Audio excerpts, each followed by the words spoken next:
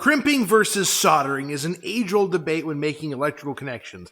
The military and NASA have various specifications for soldering wires to make for a low-resistance connection, while OEs like Toyota and Lexus specifically say crimp only, no solder, as it may induce excessive resistance into a circuit. So which one's right? How do you know which one to use when working on your cars? So for a very brief history, soldering was used dating as far back as the 1800s to reliably connect wiring together. And crimped connections started to become far more common as cars started to become more mass-produced. As electronics became more of a thing, the crimp connections became far easier to do on a mass production kind of setup, so the crimp kind of started to win out. Now, in modern cars, you're going to find both crimped and soldered connections in various points. A lot of the printed circuit boards, those are going to have soldered connections, whereas if you're a mechanical connection, like at the back of the fuse block, headlights, weather pack, Deutsch connectors, all those kinds of things, those are going to have a solid mechanical crimp. So that kind of comes back around to, what's the right one for you? The answer is, it depends on the application for one, and second, it doesn't really matter, because both have their merits and both can achieve the same results. As long as you're doing the processes correctly, everything's going to turn out just fine. Once you have that solid mechanical connection, making sure that it's weatherproofed correctly is the next step. The weather packs, the Deutsch connectors, they've all got all sorts of rubber grommets that prevent moisture from getting into the connector, as opposed to, older cars and stuff. Like, think about the headlight circuits. Those are typically just spade lugs that are crimped on behind the headlights that see all sorts of weather. It is not uncommon to see those wires terribly corroded and not conducting power as they should. It's very hard to make a good connection, either mechanical or soldered, when the copper wire itself is compromised. So in the interest of making a good mechanical connection, first and foremost, we're all familiar with those connectors that just have a plastic sheathing on it. It can come right up if you give it a good twist and just get rid of it, and it becomes a non-insulated terminal that looks a lot like this. Just a basic non-insulated terminal. Now we also know that you can get these wonderful things, which are a crimp with a heat shrink on them. These are actually pretty sweet, especially if you're in a hurry and don't have a ton of time. You can just crimp it on, shrink the shrink wrap down, and it stays protected. One of the things to keep in mind, though, is that there is still a hole at the very front here that moisture could get into and cause trouble with the connection down the road. Keep that in mind if you need a truly weatherproofed connection. There's also the really cool butt connectors that have a solder ring in the middle and a couple of fair rules. Put the wires in the ends, so that way the wire crosses in the middle. Hit it with a heat gun. It's a low temp solder.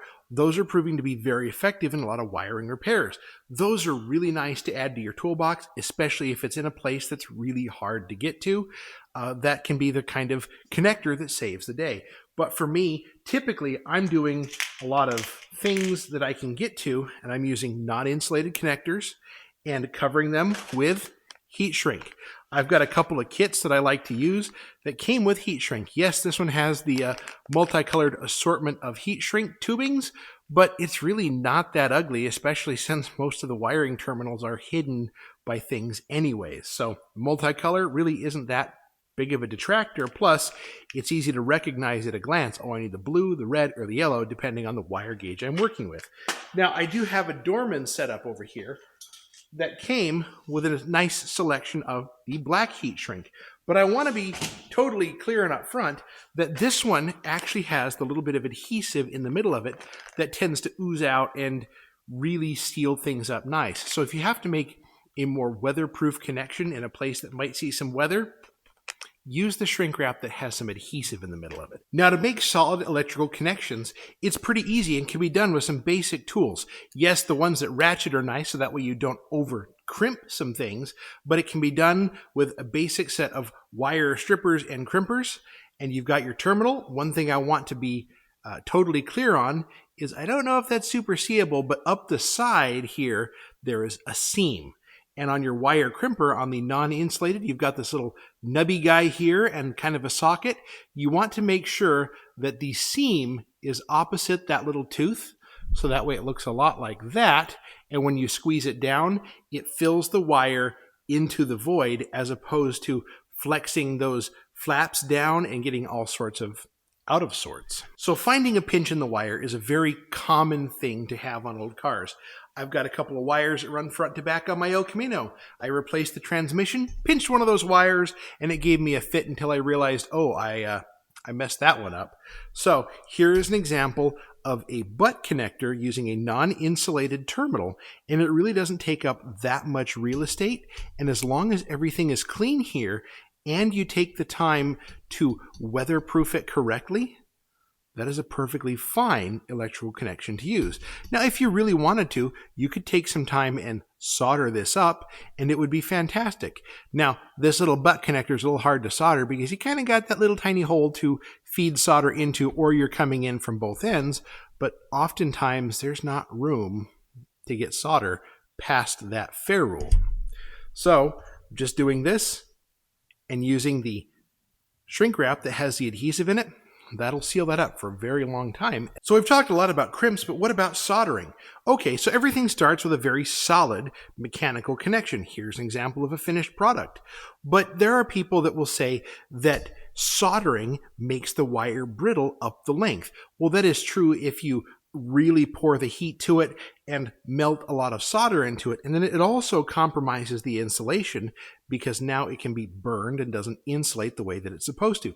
However, that can be very easily remedied just by carefully doing the job and ensuring that you're not burning the crap out of things.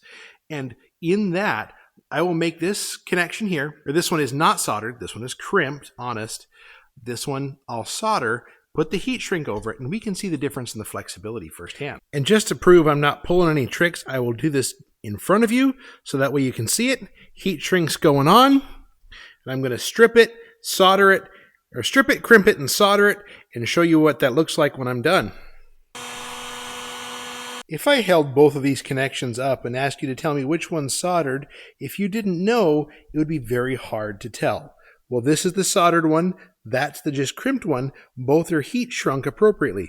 Now, this heat shrink is a little bit on the stiff side, so you can see that there isn't a ton of flexibility there, but you can see that this isn't any more or less flexible than the other.